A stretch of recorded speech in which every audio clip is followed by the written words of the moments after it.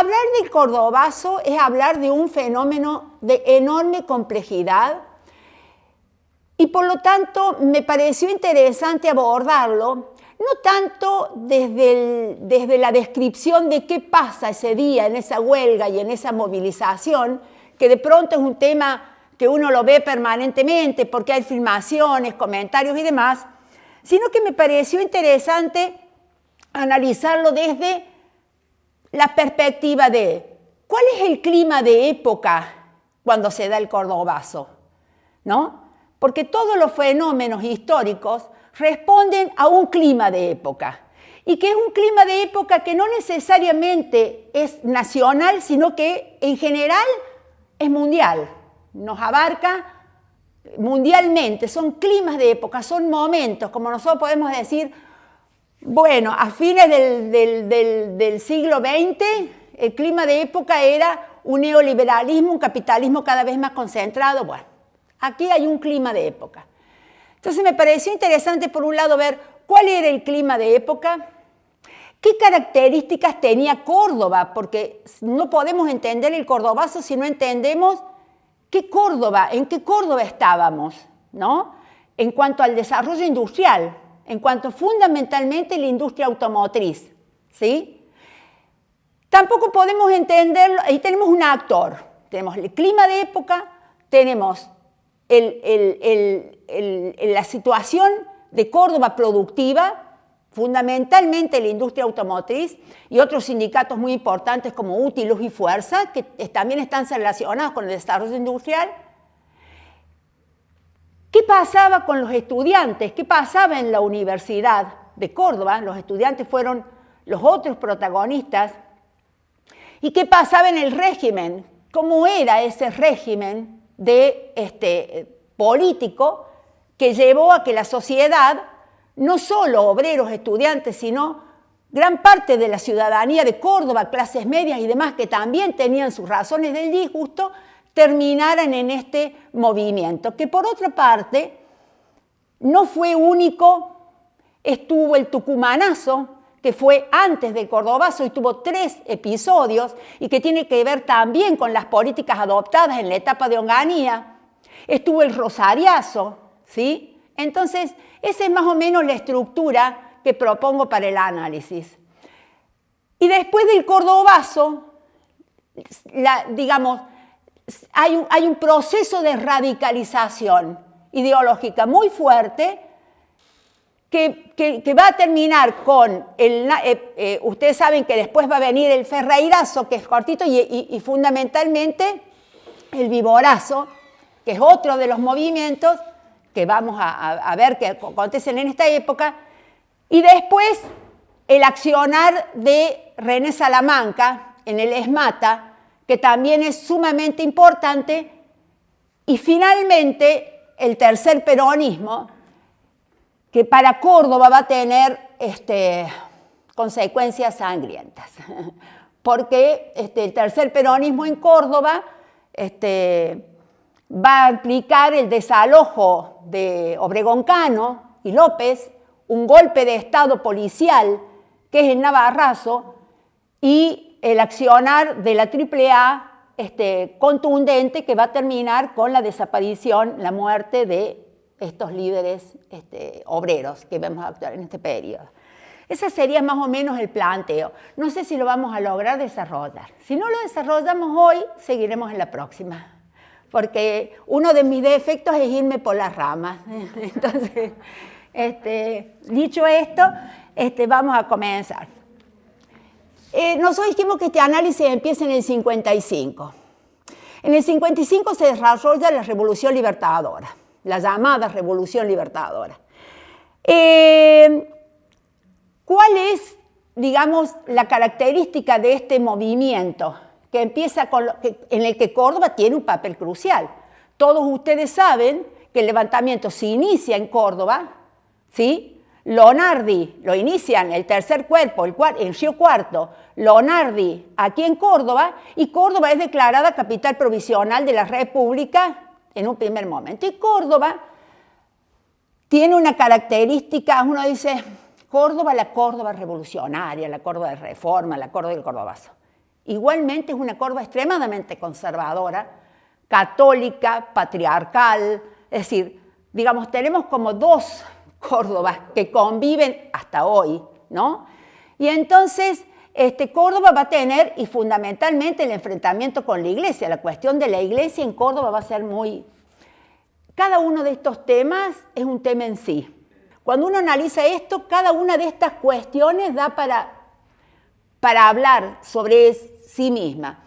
Pero lo que quiero decir es que Córdoba también fue un foco de la resistencia. Cuando viene el golpe del 55 y Perón es derrocado y Perón parte al exilio, en un exilio en el que va a pasar por varios países latinoamericanos hasta que termine finalmente en España,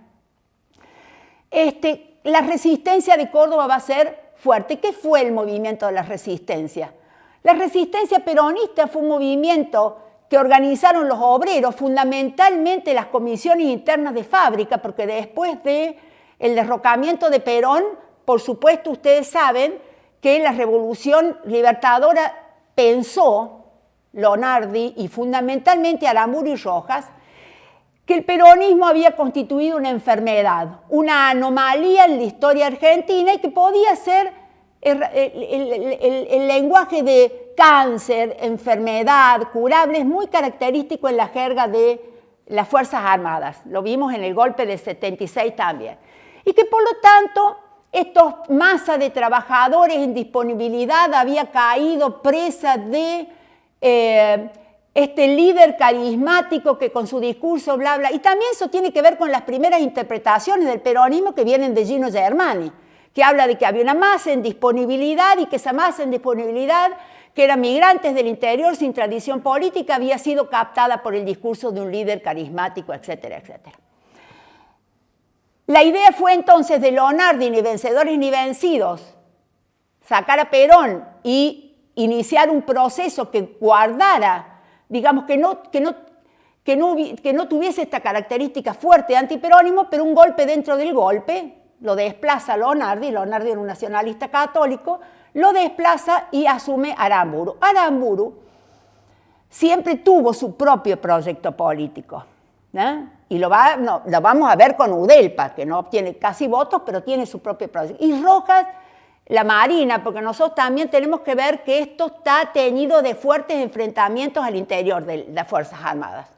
Y que dentro de las Fuerzas Armadas el sector más gorila, más antiperonista está en la Marina, siempre estuvo en la Marina.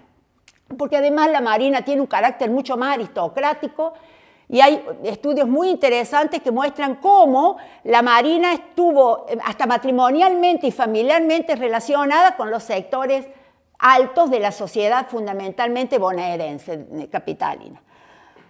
Me estoy deteniendo mucho. Bueno, yo voy a hacer así y si llegamos, llegamos. Entonces, el tema es el siguiente. ¿Qué se intentó desperonizar?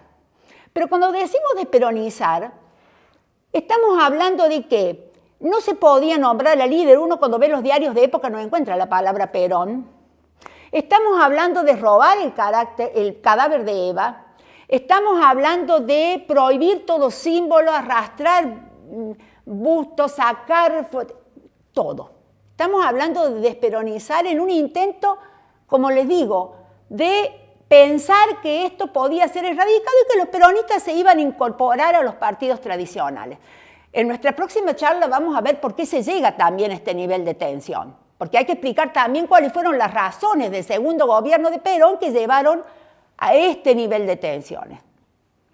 Lo cierto es que lo que logró ese intento desperonizador fue reafirmar la identidad peronista de las masas obreras. Básicamente fue eso, y una reafirmación de la identidad peronista que se continúa en el tiempo, porque nosotros vamos a ver cómo líderes de segunda línea que comienzan a actuar a partir de los inicios de la década del 60 e incluso los jóvenes del 70 que no habían conocido a Perón, idealizaron esa resistencia. Había como un mito de la resistencia. La resistencia, ¿cómo se...? Bombas Molotov, boicota la producción, porque panfleteadas, ¿no? Todas cosas. Recordemos que toda la primera plana de funcionarios y dirigentes sindicales peronistas había sido Y a partir de allí, la proscripción. Uno no puede entender este periodo si no entiende que el peronismo está proscripto.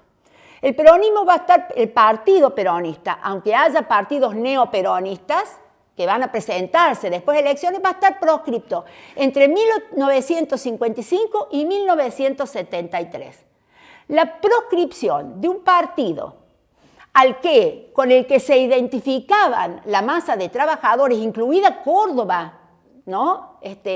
Y la industria automotriz, implica un freno, una imposibilidad de funcionamiento del sistema, ¿sí? Por eso yo no me voy a detener en los gobiernos posteriores, pero en este periodo, pensemos, nosotros tenemos el 57, ¿sí? El 55. Este gobierno de facto se extiende hasta el 57. Llama a elecciones en 1958 y asume Frondizi. Al peronismo se le proscribe, pero Perón desde el exilio sigue teniendo la voz.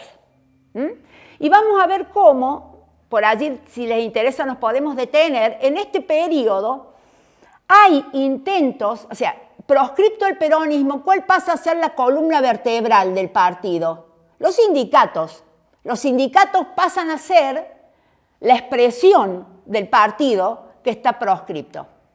Y en ese sentido, los sindicatos van a tener, en este periodo, a pesar de que estamos en un periodo de constantes interrupciones del orden institucional, van a tener mucho peso, y sobre todo los sindicatos metalmecánicos. ¿Por qué? Porque ya lo voy a desarrollar más, pero en el periodo, ya lo vamos a ver cuando veamos la industria metalmecánica en Córdoba, pero quiero decir, tienen un enorme poder. Y hay una figura, fundamentalmente, que es Augusto Timoteo Bandor, de la UOM, que va a tener un enorme poder y que va a usar en este periodo una estrategia, ¿no? Que fue la estrategia de golpear y negociar, es decir, presionar a los gobiernos, ¿no? A través de movilizaciones, movimientos de fuerza, paros, etcétera, y negociar. Bandor requiere un estudio en sí mismo, porque es un personaje que realmente tiene una entidad y un peso al que se le va a oponer después Raimundo Ongaro de la CGT de los argentinos. Vamos a ver cómo en este periodo, desde casi los inicios del periodo, pero fundamentalmente en la década del 60, en el 68 con esto, la CGT pierde su unidad. Y decíamos, la apertura democrática va a ser una apertura con exclusión, porque las elecciones que lo llevan, ustedes recuerden que en este momento, en el 58, la Unión Cívica Radical está dividida. Tenemos la Unión Cívica Radical del Pueblo con Balbín e Ilia, profundamente antiperonistas, fuertemente antiperonistas y muy ligadas a los sectores militares que realizaron el golpe, y la Unión Cívica Radical intransigente con Frondizi, que aúna a sectores de izquierda y que es la que, a través de Frigerio, entra en diálogo con Perón para obtener los votos peronistas. Esto es muy significativo porque nosotros vamos a ver, recuerden ustedes que el gobierno militar anula la Constitución del 49, reúne una convención constituyente, anula la Constitución del 49 y vuelve a la de 1853, dejando el artículo 14 de la Constitución del 49. Y para eso reúne una convención constituyente y ahí se presentan todos los partidos, menos el peronismo. Digo esto porque es significativo. Y Frondizi obtiene 24% de los votos. Pero más que el 24% de Frondizi, el 25% votan en blanco, porque Perón, por eso digo que Perón seguía teniendo la palabra, ordena a los trabajadores, ¿sí?, en esa convención constituyente a votar en blanco. Eso es lo que lo lleva a Frondizi, ¿no?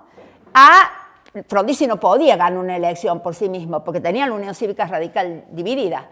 A pactar con Perón a través de Frigerio, un pacto que se negó, pero fue un pacto que existió y que es evidente porque Frondizi obtiene el 24 más el 24 en las elecciones que lo llevan al poder, es decir, obtiene un número mayor de votos que son los votos de los peronistas. No todos los peronistas lo votan. porque el sindicalismo en ese momento está dividido entre los duros estaban liderados por Framini, los acuerdistas y la CGT, el sector bandorista que va a acatar la orden de Perón y votarlo. Esto nos demuestra que la columna vertebral y el proscripto del partido peronista eran los sindicatos. Los sindicatos se convierten en un actor político de peso. No me voy a detener en el gobierno de Frondizi porque es un gobierno sumamente complejo que aparece con un discurso y con apoyo de la izquierda y que termina rompiendo con todos sus apoyos. Renuncia el vicepresidente, Rogerio Frigerio se aleja, termina dándole el derecho a las universidades privadas de otorgar títulos oficiales, lo que origina una enorme lucha entre laicos y libres que en Córdoba se vive con muchísima intensidad y que termina alejando a todo el sector de la izquierda. Termina firmando unos contratos petroleros leoninos y contradictoriamente termina recibiendo a Fidel y al Che, ¿no? Todo inquieta a los sectores militares. Frondizi tiene que afrontar casi 70 pronunciamientos militares en este periodo. ¿Por qué? Porque hay un análisis muy interesante. Entonces, los militares no podían vivir con y no podían vivir sin el peronismo. Era muy difícil. ¿Por qué? Como los sindicatos. Bandor en este momento intenta también construir su propio capital político y rutinizar la figura de Perón. Rutinizar quiere decir un peronismo sin Perón. Perón está en el exilio, nosotros tenemos el poder, constituyamos nuestro propio capital político y Perón lo va a impedir desde el exilio y eso se va a notar en una elección de Mendoza en que Bandor tiene su candidato, Perón tiene el suyo y gana el candidato peronista. La palabra de Perón, aparte Perón en este momento va a tener distintos interlocutores. John William Cook, ¿se acuerdan ustedes? Mate, es decir, distintos interlocutores que hacen su... Lo cierto es que Frondizi termina en medio de todo esto y con Álvaro Sogaray como ministro de Economía, termina derrocado. ¿Por qué? Porque cuando llama a elecciones en 1962, provinciales, los partidos neoperonistas ganan las elecciones en las provincias, en varias provincias. Entonces, el sector militar lo presiona para que Frondizi intervenga las provincias donde ha ganado el peronismo. Y Frondizi se niega a intervenir las provincias donde ha ganado el peronismo.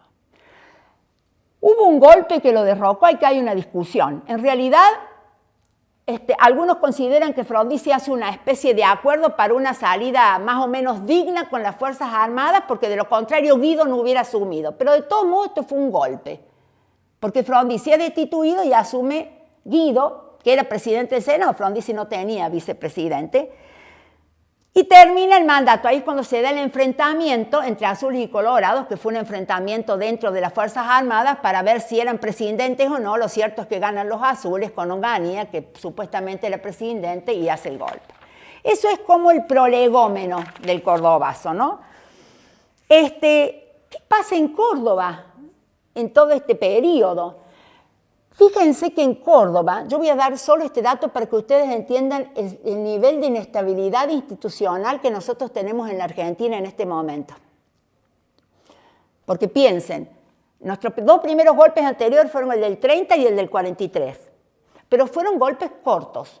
Hasta el golpe del 30 y el golpe del 43 y el golpe que vamos a tener ahora del 62 de Guido, ¿sí?, son golpes de corta duración. El del 30 dura hasta el 32, el del 43 hasta el 46 que asume Perón, ¿sí?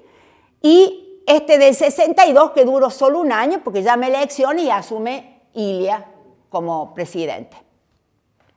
Pero Córdoba, en ese contexto, miren, yo les doy un solo dato. Entre 1955 y 1976, más de 20 años, Córdoba solo tiene 3 gobernadores que son electos.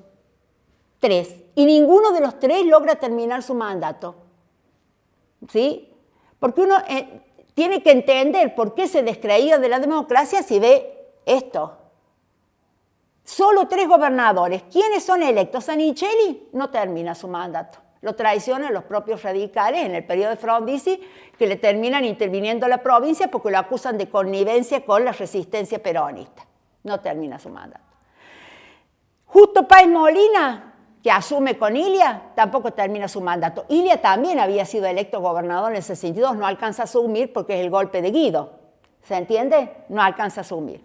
Y Obregón Cano, con Atilio López, tampoco. Quiere decir que en más de 20 años Córdoba no tiene, y hay una sarta de interventores enormes, no tiene sus propias autoridades. Eso cala muy fuerte en la experiencia acerca de las posibilidades de cambio con la democracia burguesa, como a que se referían los grupos de izquierda y los estudiantes, ¿no es cierto? Porque, ¿se entiende?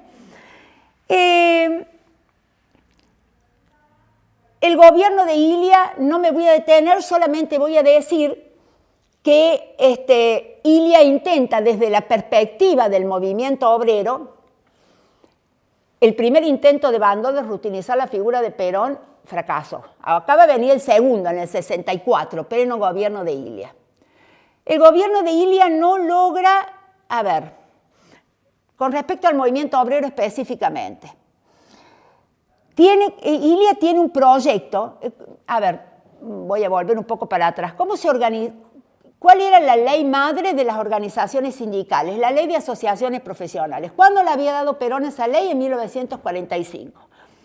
Es más compleja de lo que voy a decir, pero básicamente esa ley establecía que iba a haber un sindicato por rama industrial, un sindicato, que las elecciones eran por lista completa, quiere decir que el que ganaba el conjunto de los cargos dentro del sindicato, y que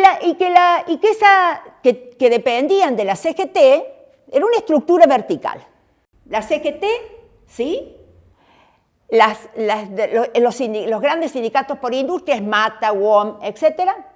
Las regionales en las provincias, y básicamente estas regionales no tenían autonomía ni financiera, porque los fondos luego se redistribuían, lo que le daba a ese sindicato por industria la capacidad de abrir o cerrar la canilla de los fondos, y también tenían un enorme poder de intervención, ¿sí?, sobre las organizaciones sindicales.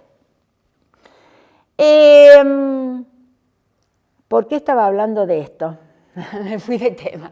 Lo que quiero decir es que esa ley de asociaciones profesionales había sido anulada durante el golpe militar, y Frondizi, cuando pacta con Perón, que esto no lo dije, ¿por qué pacta? Porque se compromete a levantar la proscripción sobre el partido peronista y a reeditar la ley de asociaciones profesionales, ¿sí?, que lo hace efectivamente. Sí.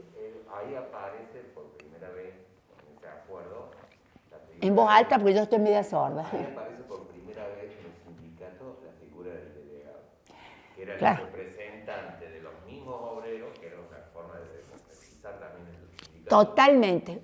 Por eso, vos sabés que hay un tema interesante que lo vamos a tratar en la próxima charla.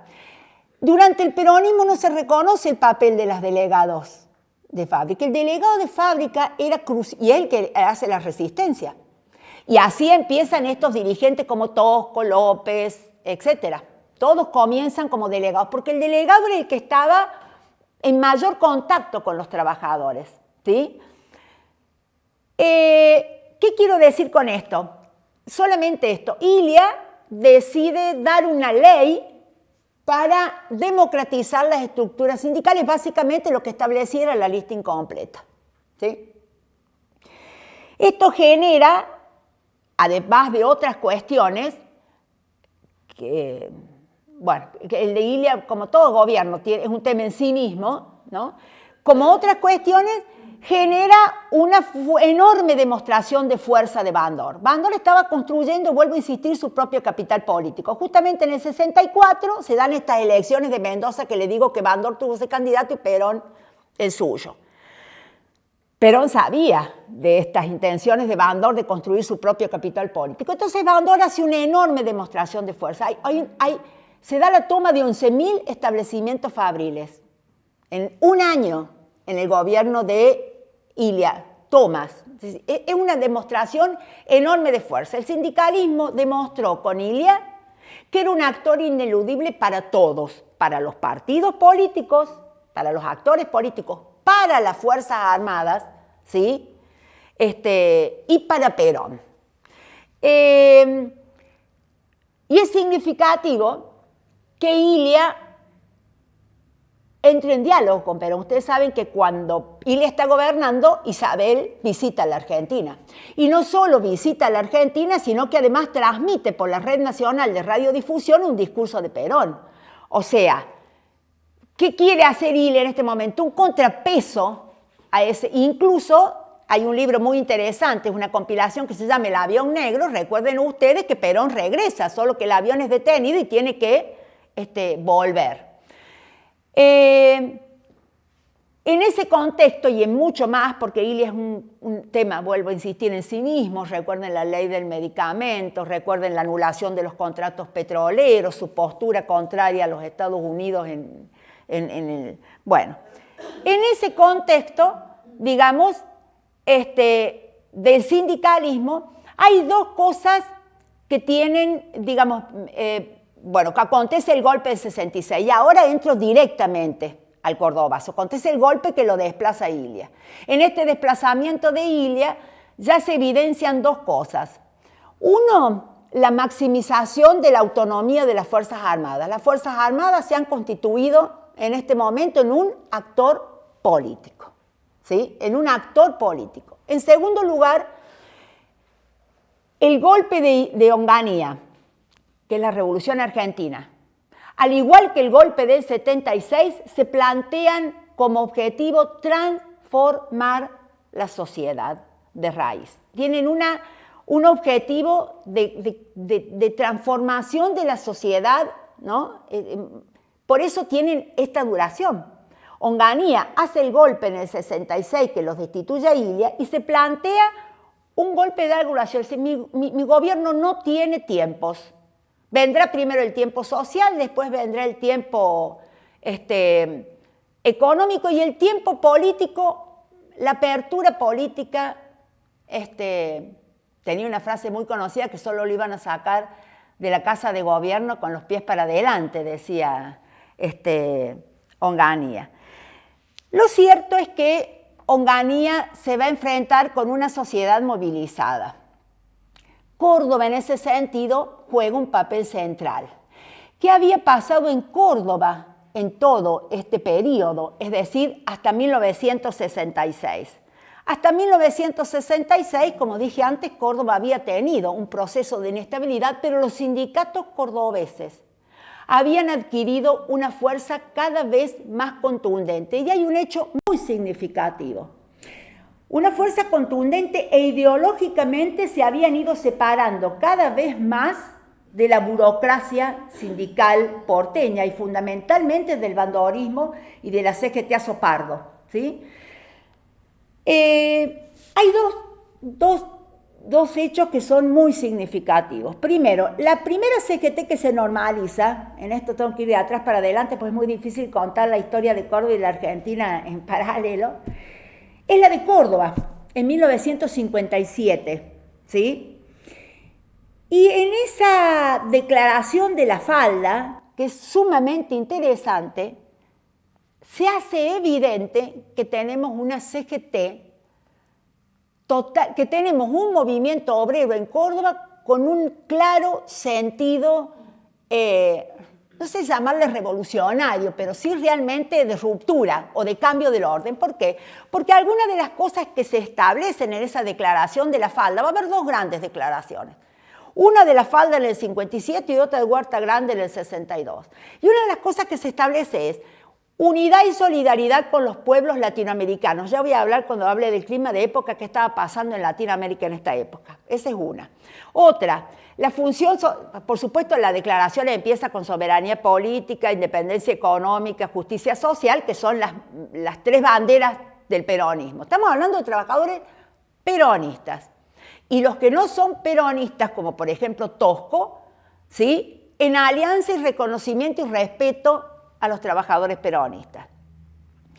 Pero además hablan de reforma agraria, de la tierra para el que produce, de control obrero de la producción, es decir, son realmente disruptivas. Si ustedes las comparan con la postura que tenía el bandorismo en este momento, un Bandor que además negoció, entró en diálogo con las Fuerzas Armadas antes del golpe del 66, porque supuso que iba a poder seguir utilizando esa táctica de golpear y negociar. Bandor también es un personaje polémico. Uno puede ver este Bandor burocrático, corrupto, medio matón, y también tiene que ver en Bandor un tipo que plantó al sindicalismo como la columna vertebral del peronismo en este momento. Lo cierto es que estos dos programas, además control de precios, es decir, son como los programas de nacimiento de esto, junto con liderazgos como son el de Atilio López y el de Agustín Tosco y Elpidio Torres, ¿sí? Los tres, que son los tres grandes entre otros, ¿no? Yo les dije recién que no podíamos entender el cordobazo sin entender la estructura productiva. Perón había llevado a cabo durante su primer gobierno, nosotros sabemos que el desarrollo industrial, tanto en el primer como en el segundo plan quinquenal, fueron como dos ideas claves dentro del peronismo. Muy bien. En la primera etapa había llevado un desarrollo industrial, de industria fundamentalmente liviana, pero ya en la segunda etapa del peronismo, que no llega a concretar el segundo plan quinquenal, el desarrollo de la industria pesada se plantea como clave. Por eso también tiene que ver estos contratos petroleros que tanto va a criticar Frondizi y después va a terminar firmando contratos que son peores. Pero lo cierto es que con Frondizi y con Onganía, en todo este periodo Frondizi, Ilia, Onganía, se produce un notable proceso de desarrollo industrial en la Argentina, fundamentalmente en Buenos Aires, Córdoba y Rosario, de la industria automotriz. Un proceso que había comenzado con el peronismo. En 1952, Perón había creado la famosa IAME, Industrias Aeronáuticas y Mecánicas del Estado. Una industria de punta, con un claro protagonismo estatal, que estoy hablando de Córdoba, ¿no? Ahora voy a hablar solamente de la industria automotriz en Córdoba, que llegó a tener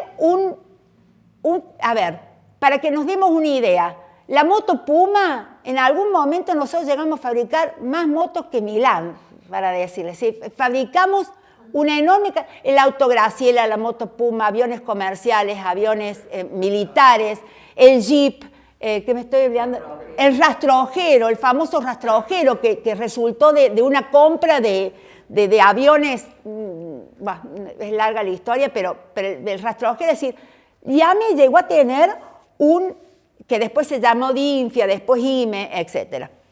Un desarrollo realmente importante. También en el gobierno de Perón, en 1954, Fiat se instala en Córdoba. Fiat se instala en Córdoba con una política muy favorable por parte del gobierno, la empresa Fiat, la empresa italiana Fiat, y compra Fiat la fábrica de tractores. ¿Te acuerdan que estaba el tractor Pampa, el famoso tractor? Compra la fábrica y Fiat la fábrica de tractores que tenía IAME en Ferreira. Y da inicio a un enorme complejo industrial. Luego se va a instalar Kaiser. Kaiser se instala en el 55, ¿sí? Kaiser se fusiona con IAME y forman Industrias Kaiser Argentina, ¿sí? Industrias Kaiser Argentina, ICA, la famosa ICA, que después se va a fusionar con Renault, la ICA Renault. Pero para que tengamos una idea, estas industrias, para el momento del cordobazo, por ejemplo la ICA, tenía casi 12.000 trabajadores, porque estaban estas industrias y estaban todas las de autopartes. Yo voy a leer algunas de las de autopartes.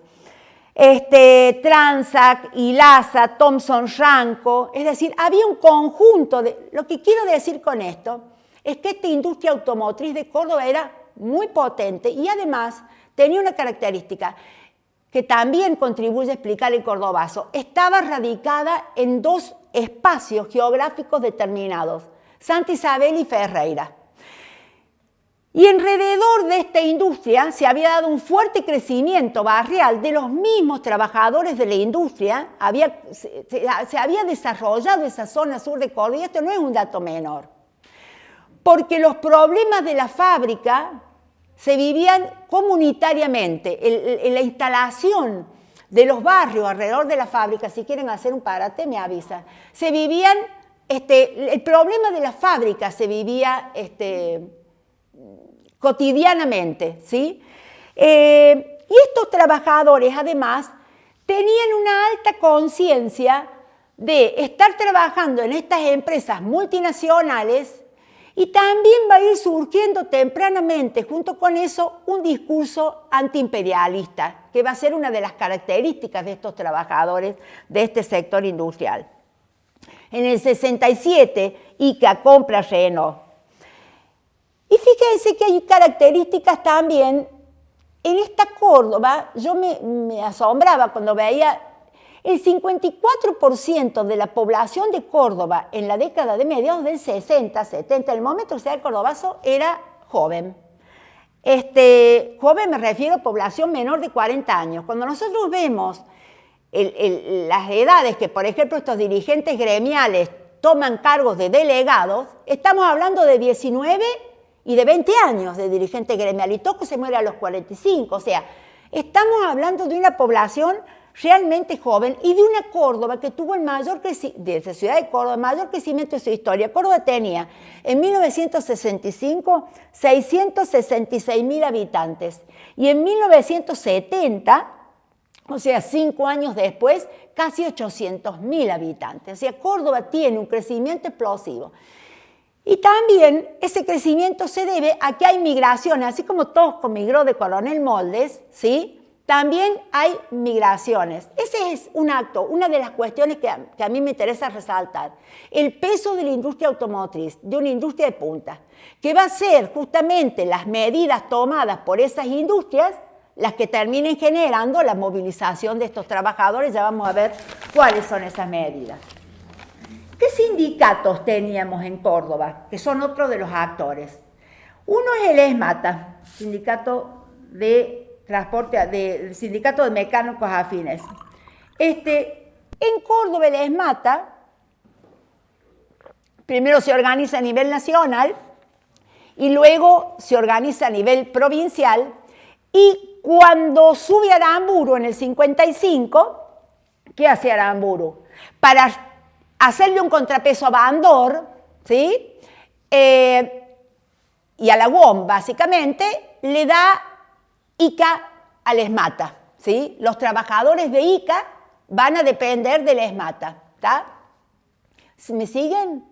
Que no era un dato menor, le estaba dando el grueso de los trabajadores. En 1956, otra característica que tuvo el ESMATA es que, como estaba proscripto el peronismo, gana las elecciones internas del ESMATA la lista comunista. Los troquistas y los comunistas siempre van a ser fuertes en el ESMATA. En realidad, los comunistas siempre fueron fuertes en Córdoba. Uno tampoco entendería el cordobazo y esta movilización y esta radicalización ideológica si no entendiera que Córdoba, en la década del 30, durante los gobiernos de Sabatini, que incluso los comunistas lo votaron a Sabatini, los comunistas tuvieron una amplia libertad de acción. Cuando a nivel nacional estaban proscriptos, y muchos comunistas vinieron a refugiarse acá a Córdoba en la década del 30. Y el anarquismo en Córdoba tuvo una enorme potencia, hasta más allá de los años 20, cuando a nivel nacional ya había prácticamente desaparecido. Pero esa dirigencia comunista en el ESMATA va a ser desplazada ¿cuándo? En el 58, muy tempranamente. Y acá aparece uno de los dirigentes históricos del ESMATA, que va a ser Elpidio Torres. Elpidio Torres va a ser electo secretario general del ESMATA Córdoba en 1958. Elpidio Torres es un peronista, Ojo, que cuando ganan los comunistas son votados por trabajadores peronistas. O sea, cuando nosotros decimos hay un comunista liderando un sindicato, eso no quiere decir que haya una comunidad ideológica con los trabajadores que lo votan, que son en su mayoría peronistas. Y aquí comienza una época muy característica del ESMATA. ¿Por qué? Porque el ESMATA va a comenzar a implementar los paros activos. En vez del paro matero se llamaba el paro que era el paro y la gente se quedaba en su casa. Empiezan a implementar los paros activos. Empiezan a implementar también el abandono esos implicaban abandono de la planta y marcha. También las grandes asambleas, en el Córdoba Sport, hay un 85% de afiliación en el ESMATA. O sea que el nivel de afiliación de los trabajadores es altísimo.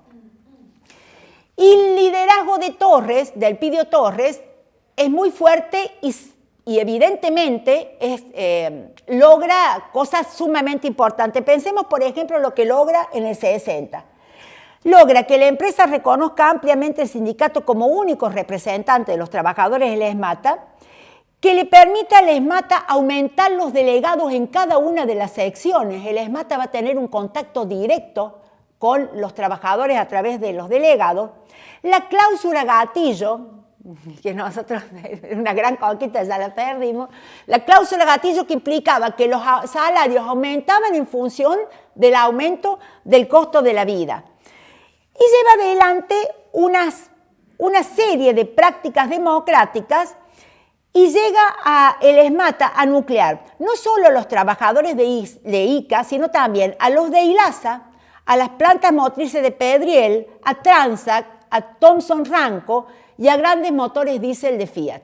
O sea, estamos hablando de un sindicato sumamente potente. Va a adherir a la 62, recordemos que en esta época se han formado las 62 organizaciones, va a adherir a las 62 organizaciones, pero a las 62 organizaciones de las ramas de Raimundo Ongaro. Ongaro va a ser el dirigente más importante opuesto a Bandor en este periodo. A nivel nacional, el secretario general era Alonso, que también adhería a la CGT de Ongaro. ¿Qué otro sindicato importante? Fiat. Pero la empresa Fiat italiana no va a permitir el caso de la ESMATA es un sindicato centralizado por industria. La empresa italiana no permite esto, la Fiat, y en la Fiat se van a organizar varios sindicatos por planta. El CITRAC, el CITRAM, es decir, el CITRAC, que es Sindicato de Trabajadores Concord, CITRAM, que es Trabajadores de Matterfer, los de grandes motores diésel y los de Fiat caseros. ¿Qué intentaba con esto Fiat? Desmovilizar a los trabajadores. Fiat ya había tenido la experiencia italiana de fuertes movimientos contestatarios de trabajadores, entonces intentó resguardarse de eso en la Argentina. Y en 1964, cuando Ilia estaba enfrentado con Bandor, que le había hecho estas tomas fabriles y demás, ¿qué hace Ilia? Le otorga la personería jurídica a estos sindicatos por empresa de Fiat. Esos eran otros de los sindicatos, CITRAC, CITAN, que vamos a ver que no participan casi en el cordobazo. Hay muy poca participación de Fiat. Otro era la UOM, la Unión Obrera Metalúrgica, que en Córdoba también era fuerte y tenía un liderazgo importante y continuo en todo este periodo del 58 hasta la década del 70 de Alejo Simó.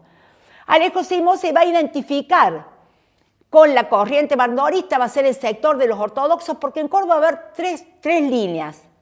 Los legalistas de López, ¿sí?, que está con la UTA y que va a ser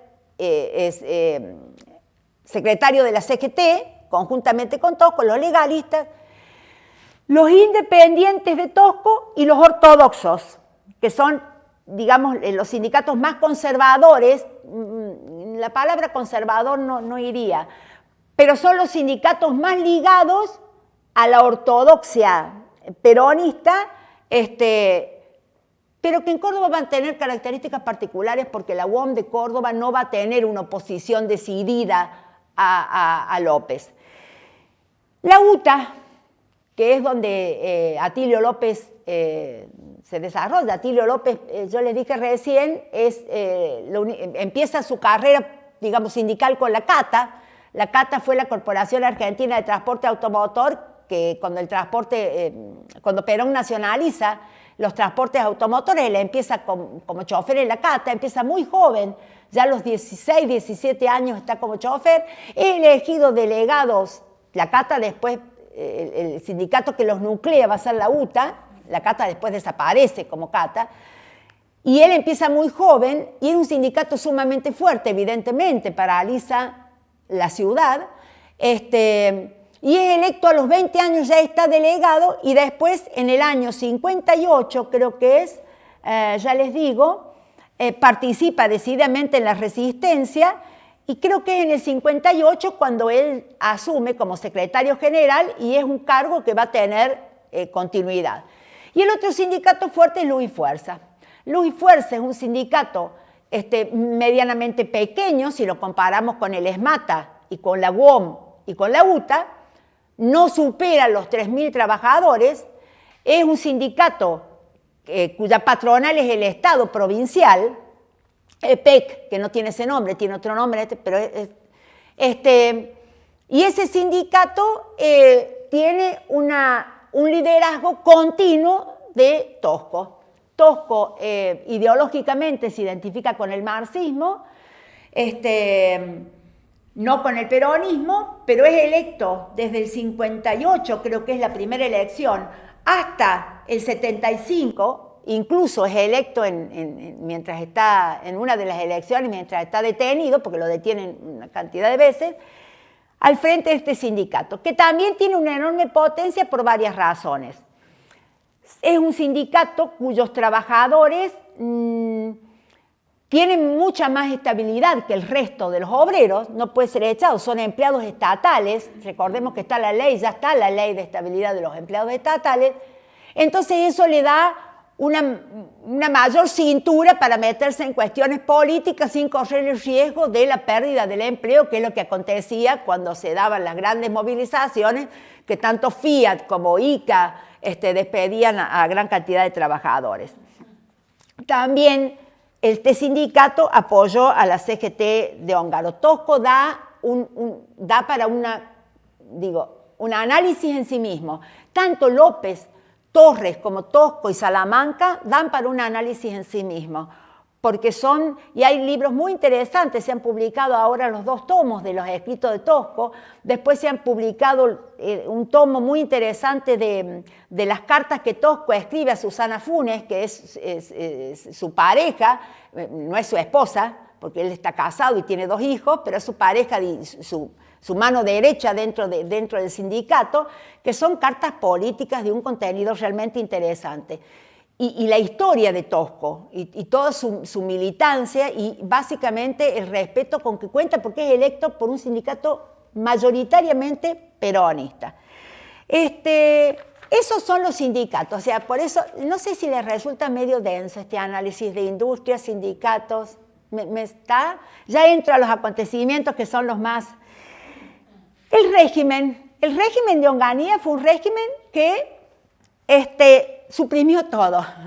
En el régimen de Onganía se intervinieron todos los sindicatos en el 66, se prohibieron los partidos políticos, se confiscaron los bienes de los partidos políticos, se intervinieron las universidades. Kircher Bárcena, que es su ministro de Economía de Onganía, el de Bárcena, el de los talleres Bárcena, de los Bárcena, estaba dispuesto. Nosotros estamos en este periodo, estamos en una etapa, es difícil, pero si uno viera en continuo las políticas económicas, estamos en la etapa desarrollista.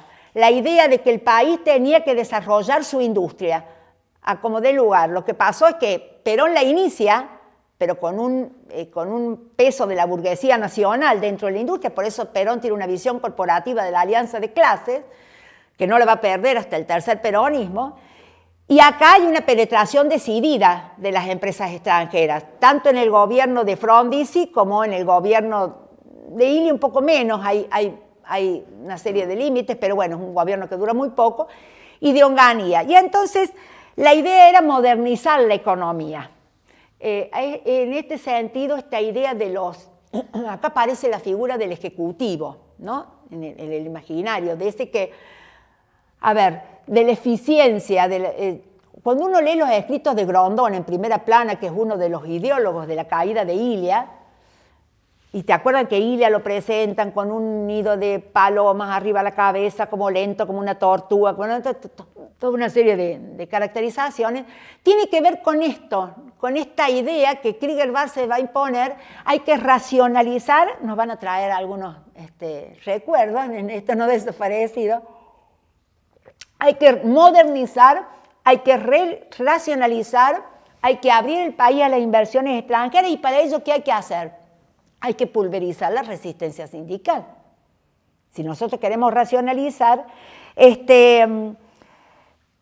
por eso el accionar fue tan contundente el accionar de Onganía con los sindicatos. Y además, también Onganía accionó contra otro sector, los estudiantes. Y acá vamos a las universidades de Córdoba. La Universidad de Córdoba tenía una larga historia de autonomía, de autogobierno y de libertad de pensamiento que venía desde la reforma del 18 en adelante y que se había profundizado en la etapa de Ilia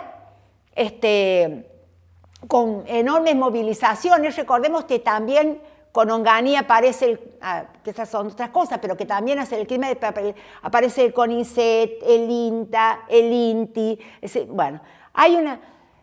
Esa Universidad de Córdoba va a sentir profundamente el gobierno de Onganía. ¿Por qué? Porque Onganía básicamente lo que va a ser intervenir la Universidad de Córdoba, poner un rector interventor, intervenir las facultades, prohibir la FUC, y todas las organizaciones estudiantiles, van a ser interrumpidas las clases por un año y las posibilidades de movilizarse de los estudiantes van a ser absolutamente coartadas. Y los estudiantes no eran un grupo menor en Córdoba. En Córdoba, en ese periodo, el 10% de la población era estudiante, es decir, de estudiante universitaria, ¿no? Y otra característica que se daba es que gran parte de esos estudiantes, Tosco fue un ejemplo de ellos, que entró a la UTN, trabajaban, ¿no?, en estas industrias y además estaban en la universidad. Esa doble ocupación de espacios que tenían le daban una alta conciencia de sí. Además, ya vamos a hablar cuando hable ahora del clima de época, que nos ayuda a unir todas estas cuestiones.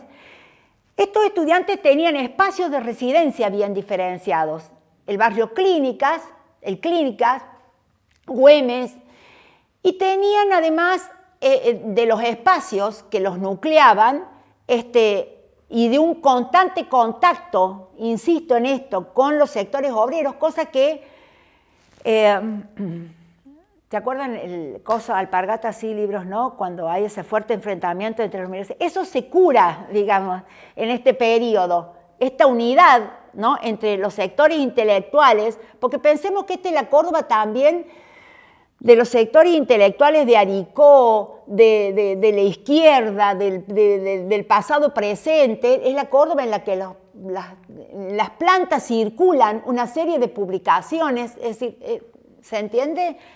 Bueno. Y además, espacios como las pensiones, esto parece una cosa menor, pero la pensión no era una cosa menor. La pensión Córdoba era un lugar que no solo tenía estudiantes, muchos estudiantes, sino que además venían estudiantes de diferentes partes del país. Eso le daba una heterogeneidad y una riqueza enorme a este estudiantado cordobés, ¿sí? Y un enorme protagonismo. Piensen ustedes que tanto Papillón, el de 66, que lo matan, como Máximo Mena, cumplían estos dos roles, eran estudiantes y eran trabajadores, por eso... Y en este momento, ya en la década, principios de la década del 60, ya las organizaciones de izquierda, hay un proceso de izquierdización del pensamiento muy fuerte, habían aparecido. Nosotros ya teníamos Uturunco, que fue la primera, digamos, Pero ya teníamos la FARC, las Fuerzas Armadas Revolucionarias, la FARC, Fuerzas Armadas de Liberación, el Partido Revolucionario de los Trabajadores, el Partido Revolucionario Comunista, la Juventud Universitaria Peronista, es decir, un conjunto de organizaciones, ¿no?, que a pesar de la represión existían, y básicamente cuando se prohíbe la Federación Universitaria hay dos organizaciones, una marxista y otra peronista, que van a actuar con fuerza en las universidades. Una es el Frente Estudiantil Nacional peronista y otra es la Coordinadora Estudiantil marxista. Y un hecho clave que comienza con la fuerte movilización va a ser, como dije recién, es el asesinato de Papillon en el 66, cuya muerte va a ser seguida de una enorme protesta que va a ser seguida, apoyada por las organizaciones sindicales y que va a llevar a nuclearse, porque convoca un paro general la CGT, y que va a llevar a ocupar estos espacios. Digo ocupar estos espacios porque en el Córdoba el barrio Clínicas es el lugar donde se resiste. Esta ocupación de espacios no empieza con el Cordobazo. Y cuando decimos, yo digo, bueno, el gobierno militar, la industria automotriz, las organizaciones obreras, los estudiantes y el clima de época. Nunca los acontecimientos se explican si no se entiende el clima de época. Y aquí el clima de época era muy, muy particular. En las décadas del 50, 60 comienzan los grandes movimientos de liberación, ¿no?, tanto en Asia como en África. Acontece la Revolución Cubana en el 59, que tiene un impacto enorme en el pensamiento, y acontece la reacción, voy a mezclar un poco las cosas después, de los Estados Unidos ante esto. Recordemos que Estados Unidos reacciona de dos maneras. Por una parte, lanzando la Alianza para el Progreso, que lanza Kennedy, que nosotros identificamos como un gobernante democrático, porque en realidad la Alianza para el Progreso tiene un objetivo claro. Por un lado, démosle crédito, apoyemos económicamente a los países de América Latina, más movimientos revolucionarios, pero por otro lado, armemos a los ejércitos. Nuestras Fuerzas Armadas comienzan a... el mayor flujo de dinero de la Alianza para el Progreso va a los ejércitos latinoamericanos, el mayor flujo. Y nuestras Fuerzas Armadas comienzan a ser educadas en West Point y en la Escuela de Panamá, justamente, y lo van a hacer en nuestros militares de 76 con los manuales de contrainsurgencia. ¿Por qué? Porque la idea que aparece es que el enemigo está adentro. La doctrina de seguridad nacional sostiene que el enemigo está adentro. ¿Dónde está el enemigo? En el comunismo. ¿Dónde está el comunismo? En los campesinos, en los obreros, en los estudiantes. Hay que hacer seguridad interna. Y esto no es un dato menor.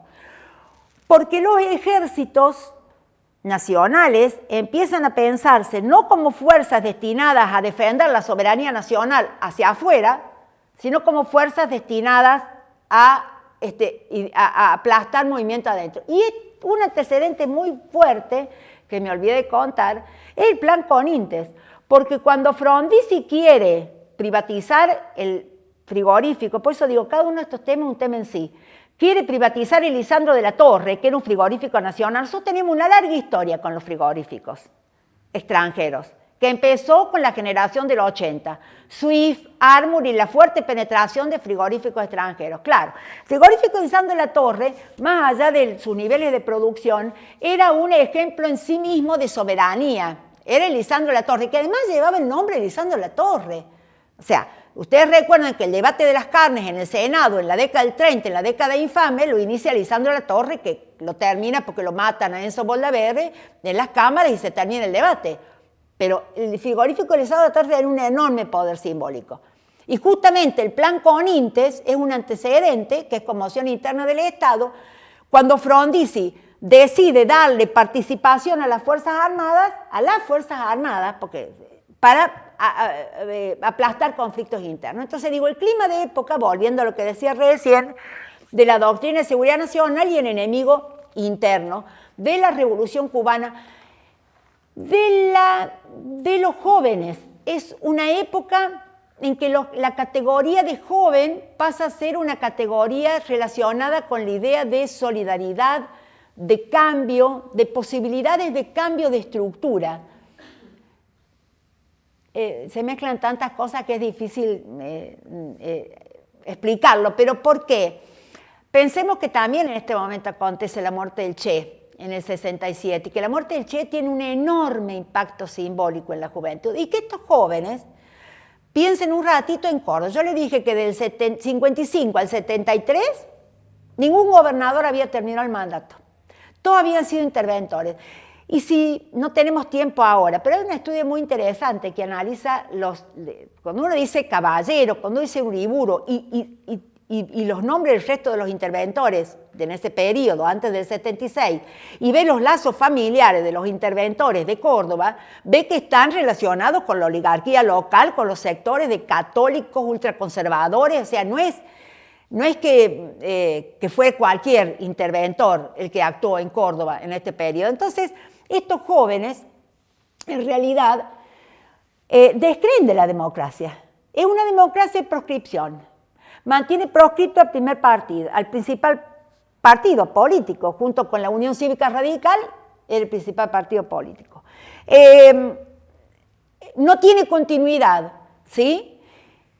Hay un fuerte descreimiento, y la Revolución Cubana da la idea de que los cambios debían producirse por vías revolucionarias, podían producirse por vías revolucionarias.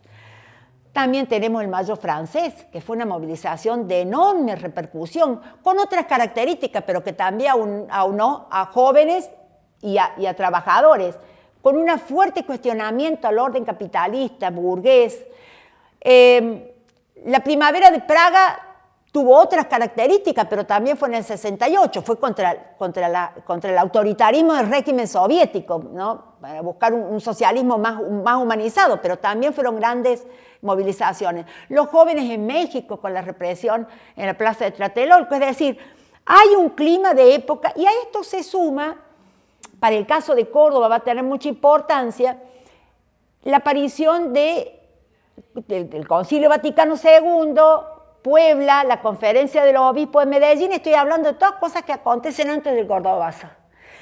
Y el nacimiento del movimiento sacerdote para el tercer mundo. Entonces, ¿qué pasa con eso?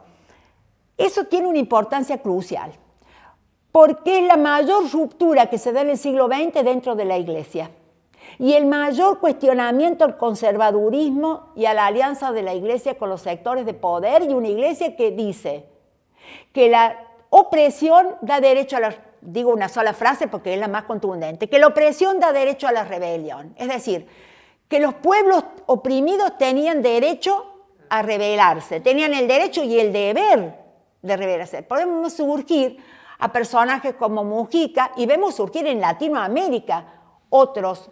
¿Y qué le pasaba a Latinoamérica? Porque esto que nos pasa a nosotros le pasaba a Latinoamérica. Latinoamérica tiene, a partir de este momento de la Revolución Cubana, una serie de golpes de Estado. Uno que fue preventivo, que fue el primero con el que se encontró el Che en su primera gira, que fue el de Arbenz, que por querer hacer una reforma agraria en Guatemala lo derrocan en el 54, el primer golpe preventivo de los Estados Unidos. Y después la saga de golpes de Estado que van a venir en varios países de América Latina. El de Brasil fue 4 años antes, fue en el 64. El primero de los golpes de la dictadura brasileña fue la que tuvo más larga duración. Entonces, digamos, es un clima de época, me debo estar olvidando. A ver, es el clima de época de la música, los Beatles, Bob Dylan, la minifalda, la píldora anticonceptiva, el cambio de las costumbres sexuales, el cuestionamiento a la familia tradicional, Mafalda, el Eternauta. Es una época muy de cambios, es una época de profundos cambios. Pero insisto, son cambios que nos involucran no solo a Córdoba, no solo a la Argentina, sino que también son cambios.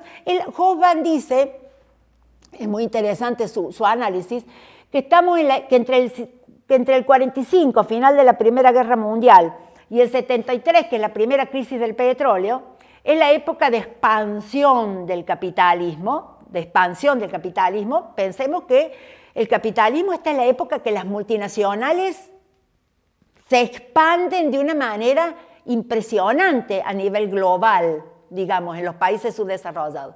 Y a la vez es la época de la CEPAL, es la época de Saúl Pebis, es la época que empiezan a hablar de dependencia de países desarrollados y de países subdesarrollados, y hablar de por qué los países eran subdesarrollados y cómo el subdesarrollo era una condición propia del capitalismo. El capitalismo necesitaba de subdesarrollo para que necesitaba de estos países productores solamente de materia prima. Bueno, hay todo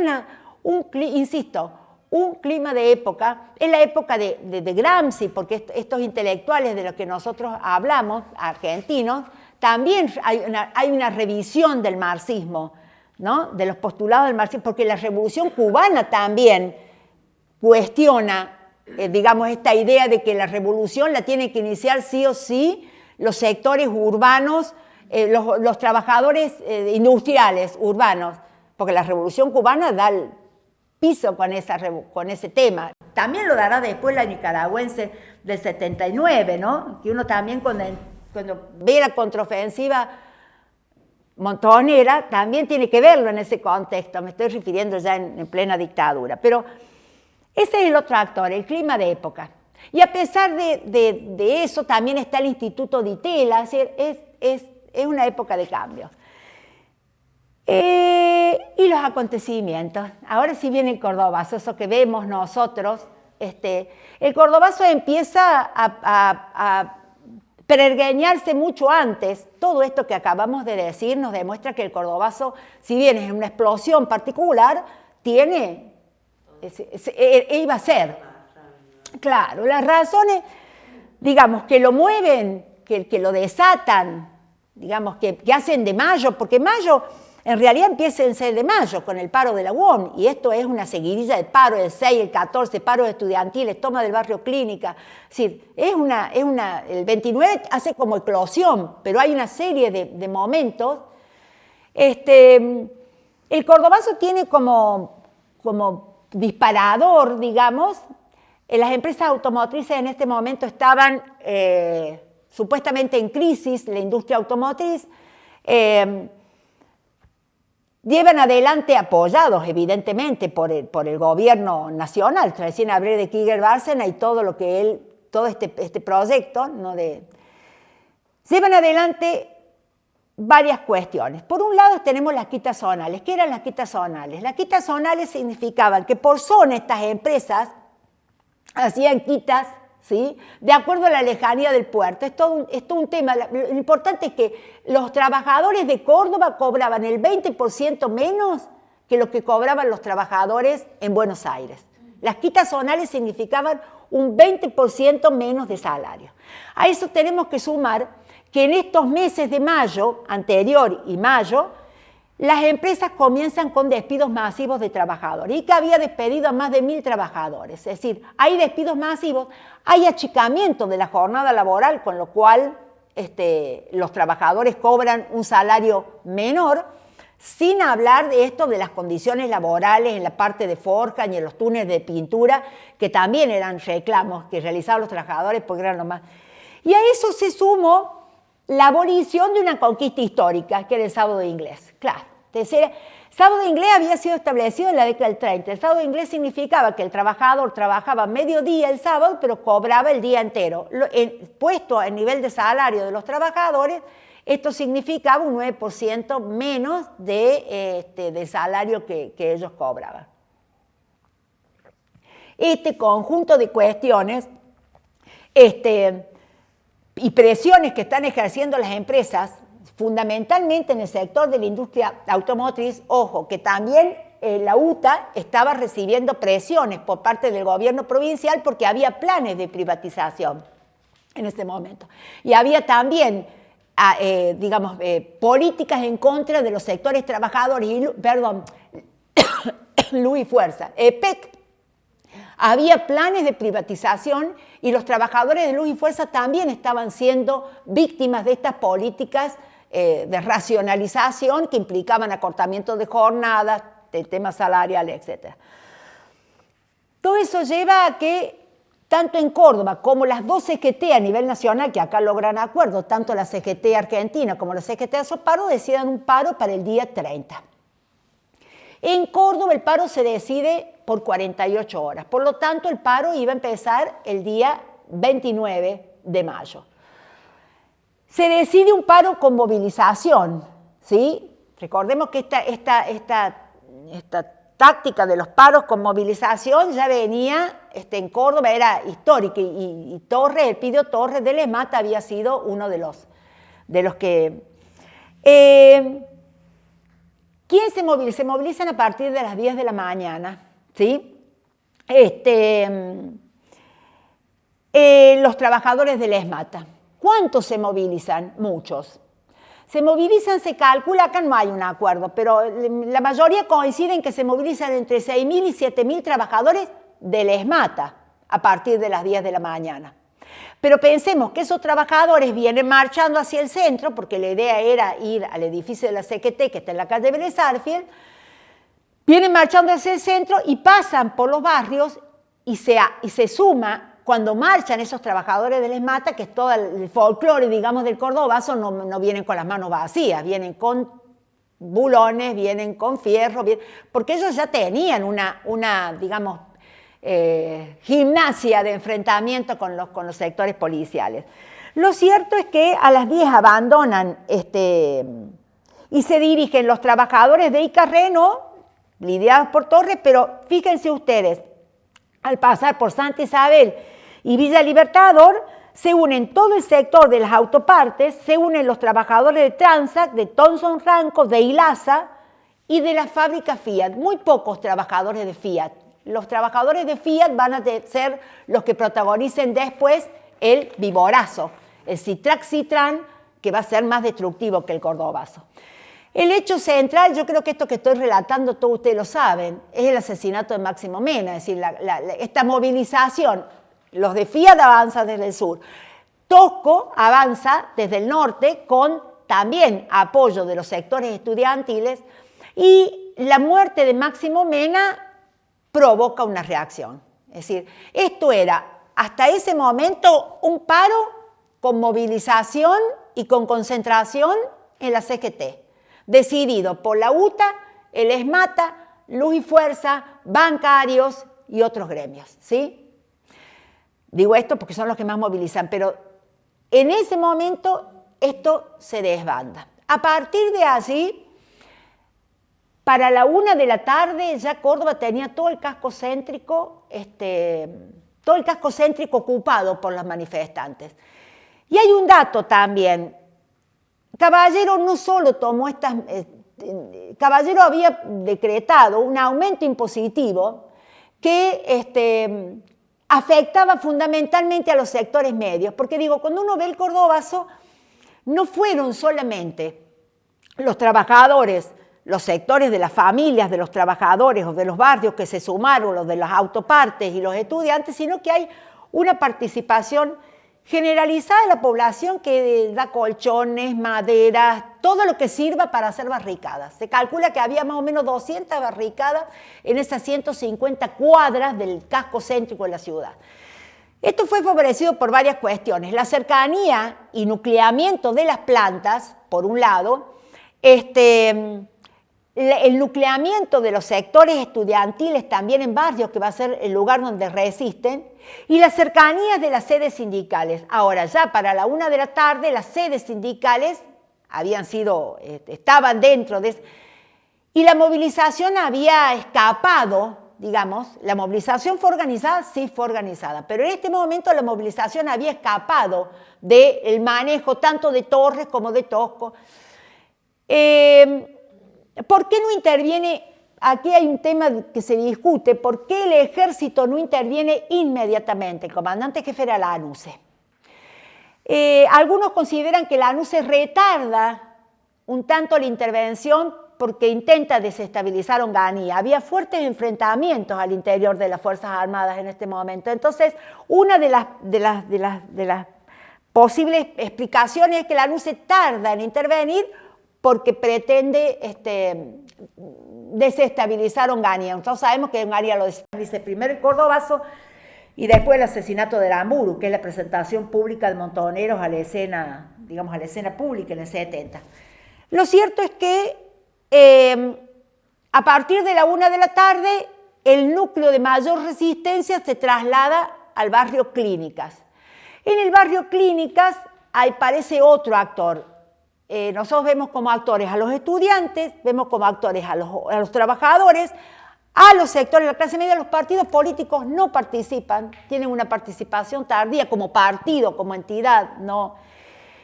Y aquí aparecen un sector más politizado, que son los francotiradores. Ahí se dan la mayor cantidad de víctimas en esta toma del barrio Clínica, que resiste durante toda la noche, porque además Tosco realiza un apagón que va desde las 11 de la noche, que tiene como objetivo, bueno, retardar la entrada de las fuerzas, porque ustedes saben que cuando se toma el centro y después de la muerte de Máximo Mena, la policía es absolutamente desbordada, la policía se retrae.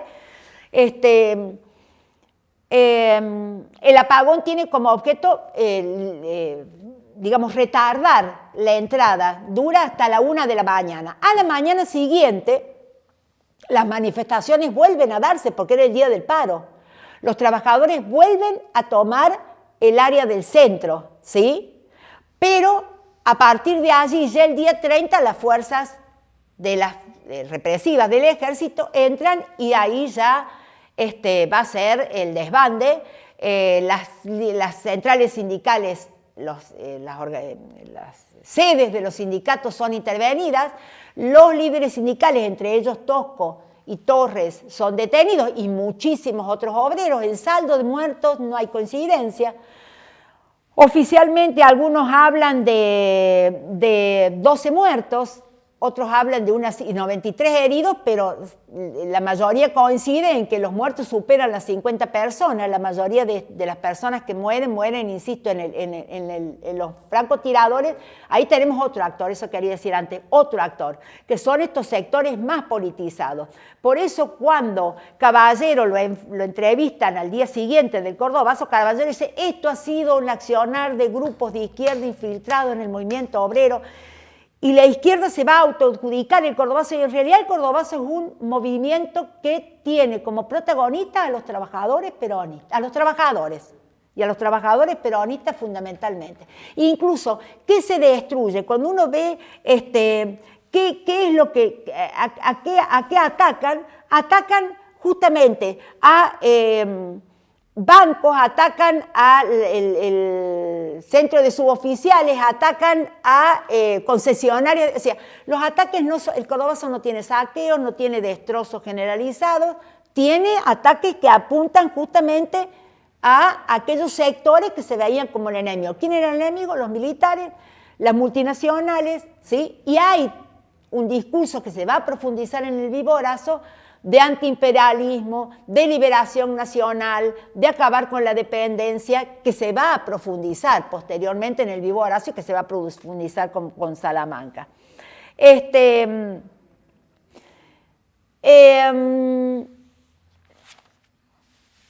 pasa en el post-Cordobazo? En el post-Cordobazo ya va a aparecer con más contundencia, no sé qué hora es, no tengo idea de qué hora. Menos 20. Bueno, vamos a parar acá en el Cordobazo, antes de pasar al Viborazo. ¿Qué imagen, qué cuestión? Pues estoy hablando demasiado sola. ¿Hay algo que quieran preguntar en particular? ¿Alguna? Sí. Yo, por ejemplo, sí. no sé el tema de la muerte de Menem que vos nombrabas. Bueno, ¿por qué? O sea, ¿en qué situación? Porque se enfrentan con la policía y la policía tirotea. No se tirotea con balas de goma, se tirotea con balas. Y lo matan a Máximo Mena. Máximo Mena es uno de los tantos trabajadores que se movilizan. Cuando a él lo matan, no es que lo maten en particular a él, igual que a Santiago Papillón. En la revuelta lo matan. Entonces fue cuando ellos avanzaban. Lo matan en Boulevard San Juan, cerca del Boulevard San Juan, porque está el Boulevard y la CGT está ahí en la Vélez Arfield, que es hoy la casa histórica de la CGT. Ese era un edificio que era el arzobispado y después fue... Está en la plaza. Estaba la placa donde Además, claro. Él era un estudiante Claro, y un trabajador, y un obrero. Digamos como que a una lo mismo que Papillón, a una las dos, pero digamos la explosión, evidentemente la muerte de Máximo Mena genera una, igual que la que van a suceder después en el tema del Viborazo, que también es la muerte de uno de los trabajadores. Pero digamos, son como la excusa que hace que explote algo que estaba ahí. La historia argentina ya venía con la muerte de Valle, ya venía en el inicio. Ya venía, la vio. Obrero, Sí. el momento de más explosión era cuando mataban a un compañero. Claro. Ahora que decís eso, bueno, la radicalización de, vos dijiste Bandor recién, a Bandor lo van a matar justamente ahora. Ojo, que esto se estaba dando en Corrientes, ya habían matado a estudiantes y se había dado movimientos. O sea, incluso había movimientos en el sur, había, claro, en el Rosariazo. Por eso insisto en esto. Córdoba tenía características particulares y asumió características particulares por la característica que tenían ideológicamente los sindicatos cordobeses. Pero había una fuerte ebullición. Sí, no sé qué, alguna otra... No, a mí lo que me conmueve en realidad es la organización de esta gente. Sí. Eso es muy conmovedor, porque ahora, no sé. Es difícil. Bueno, justamente, mira, de eso hablábamos los otros días. ¿Qué diferencia hay entre los trabajadores? A ver, en Córdoba había un 4% de desocupación cuando se dio el Cordobazo. Un 4%, no existía. Nosotros tenemos hoy un 40% de trabajadores en negro, otro tanto de contrapropistas y sumémosle la desocupación.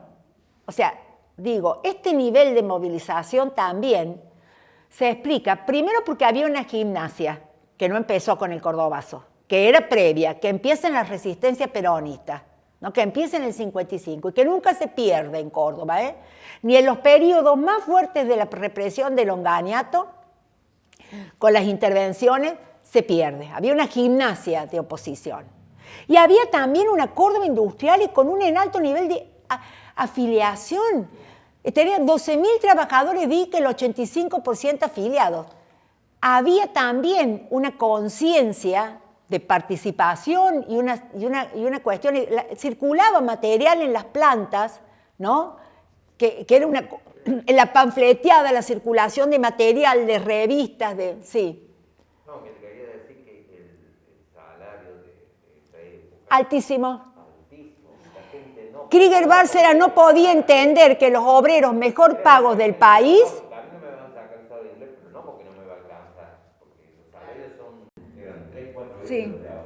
El convenio salarial de Luz y Fuerza es el más alto de Latinoamérica. El más alto, sí, por eso digo, incluso el alto grado de combatividad de Luz y Fuerza se explica también por eso.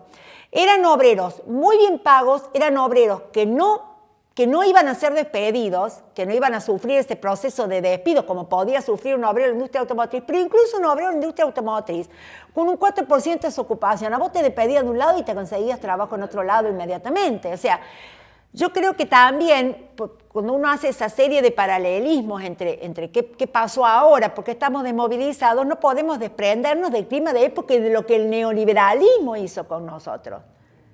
Porque también hay toda una colonización mental que se ha efectuado a partir de fines del siglo XX en la idea de clase. La idea de clase era una idea naturalizada, ellos se sentían una clase. Y se sentían clase trabajadora e identificaban a la burguesía, e identificaban ¿se entiende? Esa idea que a nosotros nos ha pulverizado los medios y todo lo demás, y daría para otro análisis, por eso, por ahí nuestro clima de época es tan diferente en nuestra situación, que si uno vería eso ahora, diría, bueno, ¿dónde está el poder de movilización ahora? En las organizaciones de la economía popular. Abajo. Ahí, porque el resto, con salarios de hambre, con posibilidad de perder el empleo y no recuperarlo, con las no ganas. y con no ganas, y pues, bueno, porque además, a ver chicos, yo dije, la resistencia repolitizó la resistencia que se suponía que iba a desperonizar, reforzó la identidad peronista. Y la idea de Perón, esta idea de pueblo, antipueblo, de peronistas y gorilas, se fue profundizando y se heredó. Porque estos jóvenes que nosotros vemos, aunque después van a girar a la izquierda, ¿no? Porque después ya el Viborazo y el Esmata tienen otra característica, y hay un giro más a la izquierda, estos jóvenes heredan esa... Yo el otro día leía... cuando nosotros hablamos de jóvenes, hablamos de hombres y mujeres. Yo pensaba tratarlo, bueno, cuando hablemos de las mujeres del Corobazo, pero mucha de esta gente, incluso mujeres, venían de madres que habían sido las delegadas censistas del Partido Peronista, y ellas habían estado en la resistencia, y ellas, o sea, digo, hay como una continuidad y una fuerte idea de politización. Cuando nosotros decimos las pensiones, cuando nosotros hablamos de las peñas y después de la apertura del peronismo, eran lugares donde se discutía política. Estos celulares a nosotros nos han hecho creer que por publicar, politizar, no hacemos nada cuando publicamos nuestra opinión, nos leemos entre nosotros, nos aliviamos porque decimos lo que pensamos, pero ¿qué transformación? Nada. Porque se entiende lo que quiero decir, no existía. Y otra cosa también, la existencia de la televisión también contribuyó a que ese clima de época se pudiera ver. Recordemos que estamos también en época de Vietnam, de los movimientos pacifistas, es tan compleja la época. Sí. Una pregunta, cuando Gino... Sí.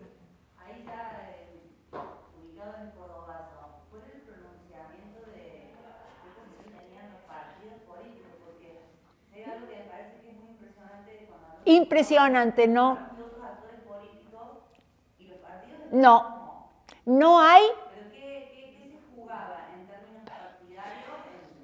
Bueno, los partidos políticos estaban con Onganía intervenidos, los bienes confiscados, las sedes de los partidos estaban clausuradas, porque cuando la ANU se plantea el GAM, en el 73, lo primero que hace es devolverle las cuentas bancarias, las sedes. Los partidos, a ver, cuando vos hablas de partidos políticos, el PC sí estaba involucrado en todo esto, ¿no? Pero el radicalismo era un actor político demasiado ligado, la Unión Cívica, porque la Unión Cívica Radical de la UCRI, ¿sí?, termina, para que nos ubiquemos, en el 62 como muy golpeada. Allende va a ser el que después la herede, digamos, a esa Unión Cívica Radical intransigente. Pero no tiene un peso... Los partidos políticos no... ¿Qué papel jugaban? Porque... No jugaron ninguno en el Cordobazo, ni siquiera participaron. políticamente, digamos, frente al hecho de con la roca, que se desvía de los tipos, yo digo porque no sé este hombre, de qué posición tenían. Es como, digo porque en Córdoba tenemos una tradición también, o en Córdoba padecemos desde hace mucho tiempo, como una no claridad con respecto a los partidos políticos. Una no que... No hay una claridad entre los partidos, no hay una diferencia. Ah, no, sí te entiendo. Siempre se dijo, por lo menos en el ámbito de militancia, que acuerdo del gobierno desde hace muchos años, un acuerdo entre Peronismo y radicalismo. conservadores. Eso ya estaba ahí, ya se estaba cocinando esa cosa de que terminan en algún lugar sectores muy del poder conservador, del peronismo, del radicalismo, del etcétera, ahí como... A ver...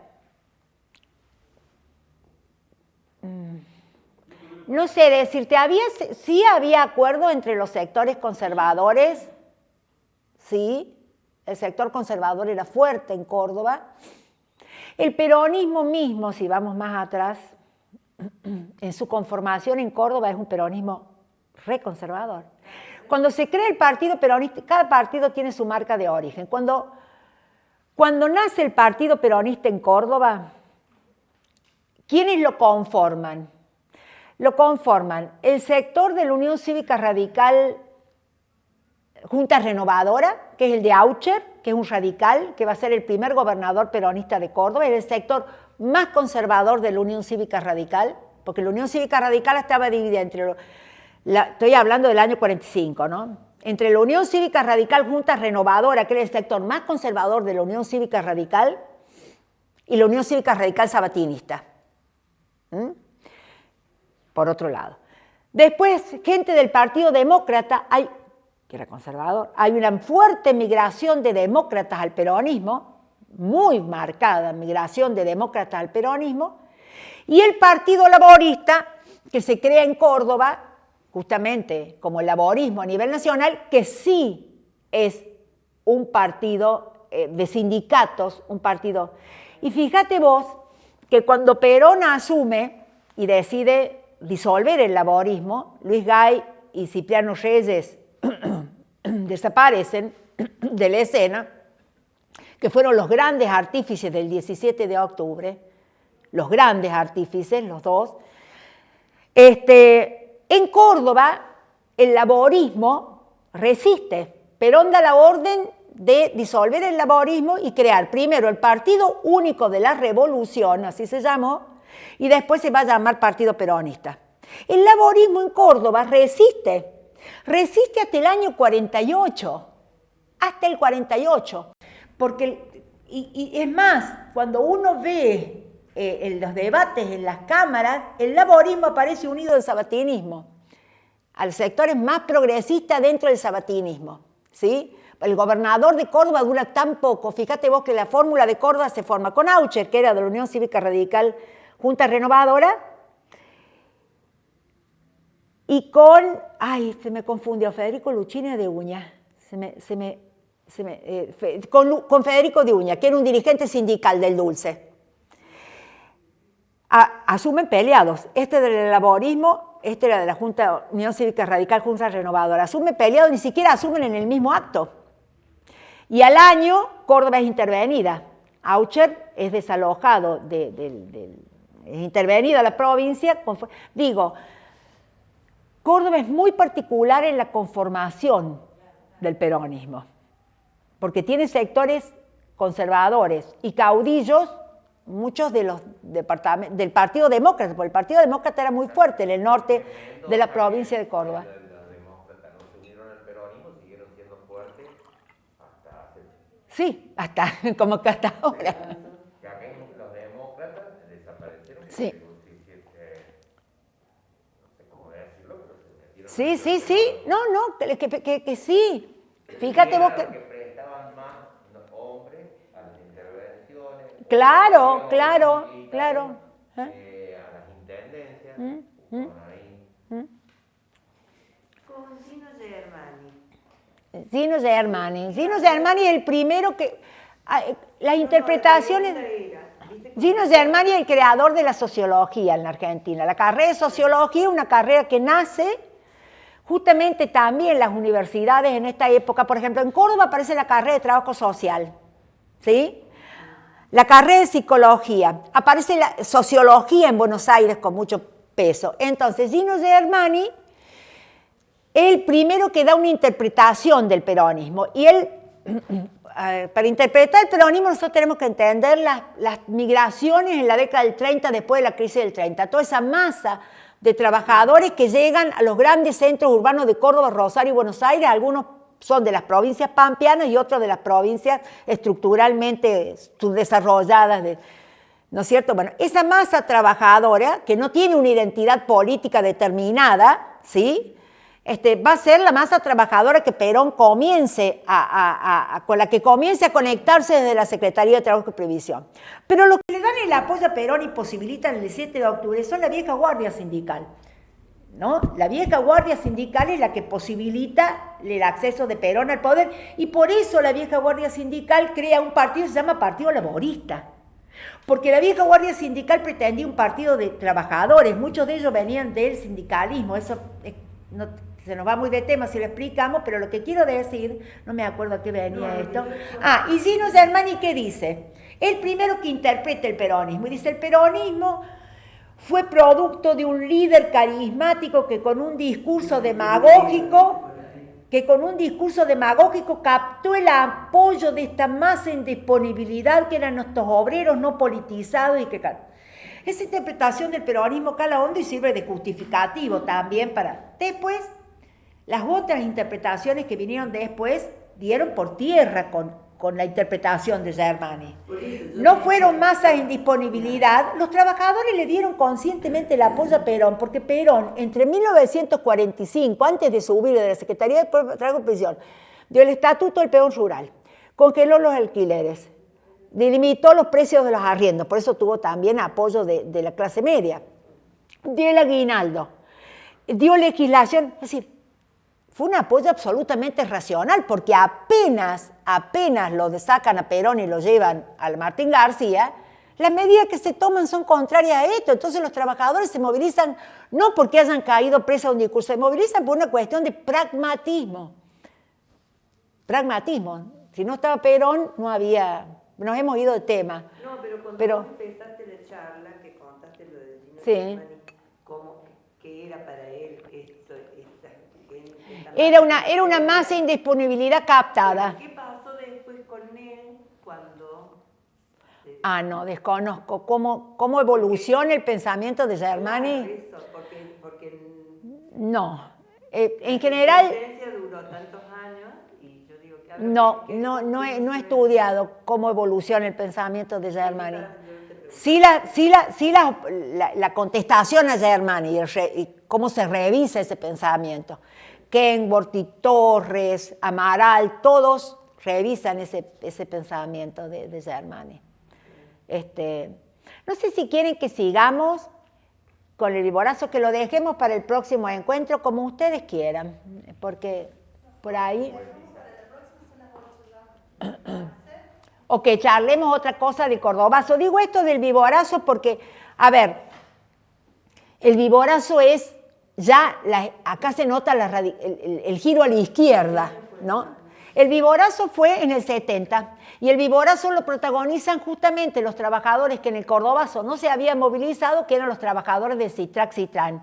Y lo movilizan porque en unas elecciones logran desplazar a los sindicatos amarillos y Macera, que fue el dirigente que gana el Citrac, ¿sí? Y el Citran también, son dirigentes de izquierda y son los que protagonizan este movimiento que es el viborazo y que tiene el mismo disparador. Matan a Cepeda, creo que era Cepeda, ahora no me acuerdo. Y ahí también tenés un interventor que era Uriburu. Uriburu pertenecía a los sectores más conservadores de Córdoba, es el interventor que se coloca. Ustedes se acuerdan que ya no está Onganía. Onganía termina de desestabilizarse con el asesinato de Aramburú, que es la aparición pública de Montoneros. Se lo elige a Levingston. Levingston es una persona que primero había estado en Estados Unidos, desconocía el nivel de... Y además Levingston intenta reflotar el gobierno militar y intenta una serie de medidas de carácter popular, pero se equivoca con Córdoba porque lo nombra a Uriburu. Y Uriburu era extremadamente conservador y es el que da este discurso en Leones, en la fiesta del trigo, que dice que en Córdoba hay una víbora de no sé cuántas cabezas y que él le va a cortar la cabeza a estas víboras. Y bueno, y digamos que es como el puntapié de esto que... Pero el viborazo tiene un carácter casi totalmente muy destructivo, hay como una destrucción de 200 comercios, y aquí ya sí aparecen estas organizaciones de izquierda que ya van tomando fuerza, y la próxima, digamos, cuestión de impacto en los sindicatos de Córdoba, que va a ser el ESMATA con Salamanca, ahí tenemos también un dirigente de izquierda, ¿no?, que es el que moviliza al ESMATA en Córdoba y logra desplazar a la línea torrista de Elpidio Torres, que había manejado el ESMATA hasta este momento. En el medio de eso se da la apertura política. Estoy como un poco mezclando las cosas. Recordemos que está la ANUCE los reemplaza a Levingston. La ANUCE tiene su propio proyecto político, siempre lo tuvo, ¿no? Y intenta una salida negociada con el GAM. ¿Se acuerda el gran acuerdo nacional que intenta la ANUCE, por el cual establece, la ANUCE reforma la Constitución también antes de esto? Por eso no se explica el golpe de Isabel. Los partidos políticos no estuvieron a la altura de los acontecimientos, porque a Isabel le faltaba poco para terminar el mandato, porque la Constitución de 1972 estableció que el mandato presidencial se acortaba de 6 a 4 años.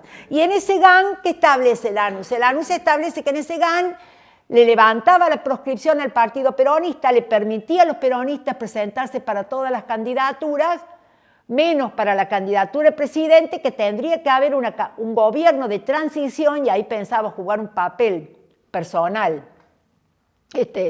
como político la ANUCE, y que a Perón tiene una serie de gestos, digamos, hacia Perón para que acepte el GAN, que es devolverle el cadáver de Eva, que ustedes saben todo el derroteo que ha tenido hasta este momento, devolverle el cadáver de Eva, le paga los sueldos militares desde el 55 hasta este momento, le devuelve los grados, pero el GAN no funciona, porque aquí empieza un periodo de un juego terrible que va a ser entre la derecha y la izquierda del peronismo. Perón desde el exilio ayorna su discurso, se da cuenta del momento y de la radicalización que acontece ya después del Cordobazo y el Viborazo y en los 70, cuando aparece Montonero, pero también tenemos los otros grupos de izquierda marxista. Montonero es un grupo nacionalista católico, y acá aparece un juego muy complejo de los grupos de un peronismo en el que todos ven la solución, pero cada uno le pide cosas dicotómicas. La clase media le pide que estabilice y que acabe con estas movilizaciones y demás, que adquieren carácter impresionante. En el último periodo de la ANUCE las movilizaciones son terribles, obreras, son muchas, ¿no? Adquieren un nivel de... La clase media, los jóvenes de izquierda le piden que haga la revolución, los sindicatos ortodoxos burocráticos le piden que le estabilice su situación, y son una serie de intereses que confluyen. Perón, desde el exilio, larga un mensaje que es complejo y contradictorio, no contradictorio, larga un mensaje. A ver, la izquierda lo utiliza Perón y Perón utiliza la izquierda. Lo que pasa es que eso termina en un juego macabro, básicamente, y Córdoba lo va a sentir enormemente, porque, a ver, es tan complejo, va a ser tan complejo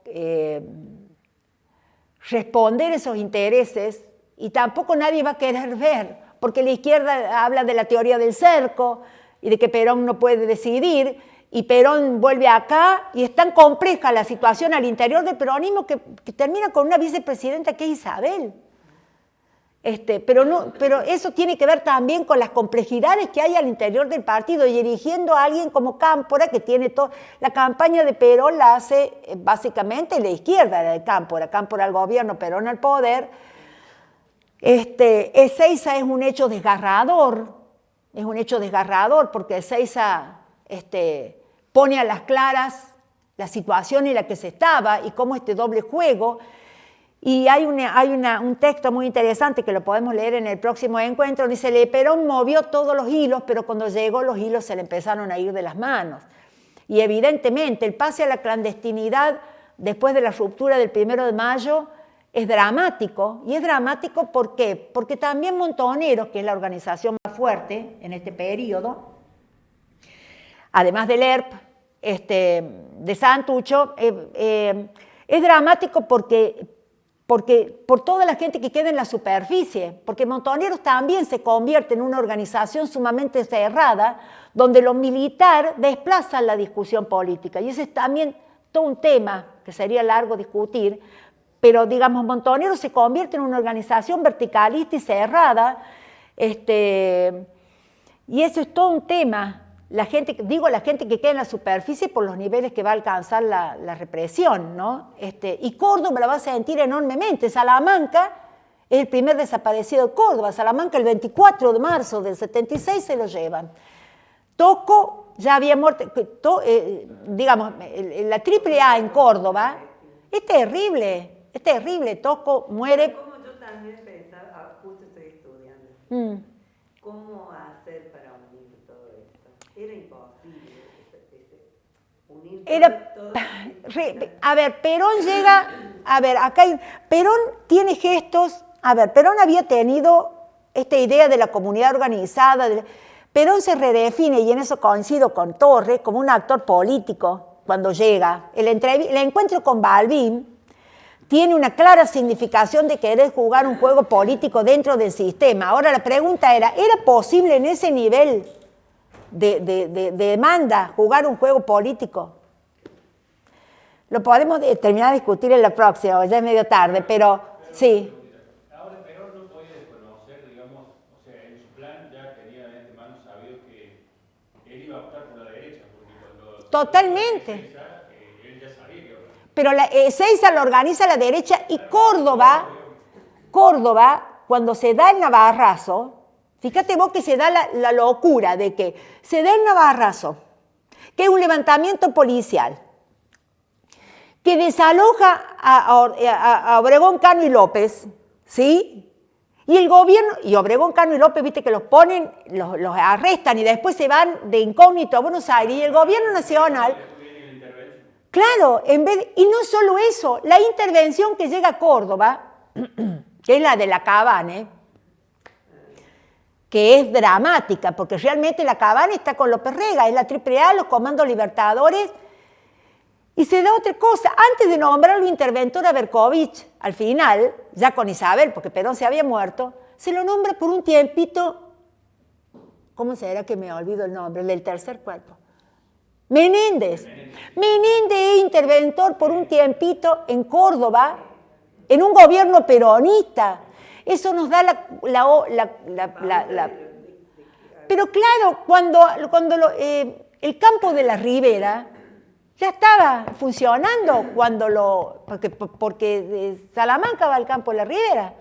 Es arrestado y se supone que a los 30 días lo matan, pero está ahí. Es una locura. Alicia Cerveto, cuando analiza este periodo de 73-76 en un libro muy interesante, justamente plantea eso. Mirá la maximización de la autonomía de las Fuerzas Armadas, que antes de Berkovich, un peronista, Menéndez se hace cargo por un periodo cortito, que era el del tercer cuerpo de ejército. Digo, es un periodo muy complejo, que lo podemos seguir charlando. En nuestro otro encuentro, por ahí podemos seguir profundizando esta parte, y la idea en el otro encuentro, volver atrás. Volver atrás, porque volver atrás es importante para saber, para entender por qué los sindicatos cordobeses tenían toda una trayectoria de movilización. El mismo Tosco tuvo una enorme influencia de los anarquistas. Los anarquistas fueron muy fuertes al sur de la provincia de Córdoba hasta los años, más allá de los años 20. Eso sería más o menos. Ay, Bueno. el próximo? Estar jubilado, lo que más extrañaba.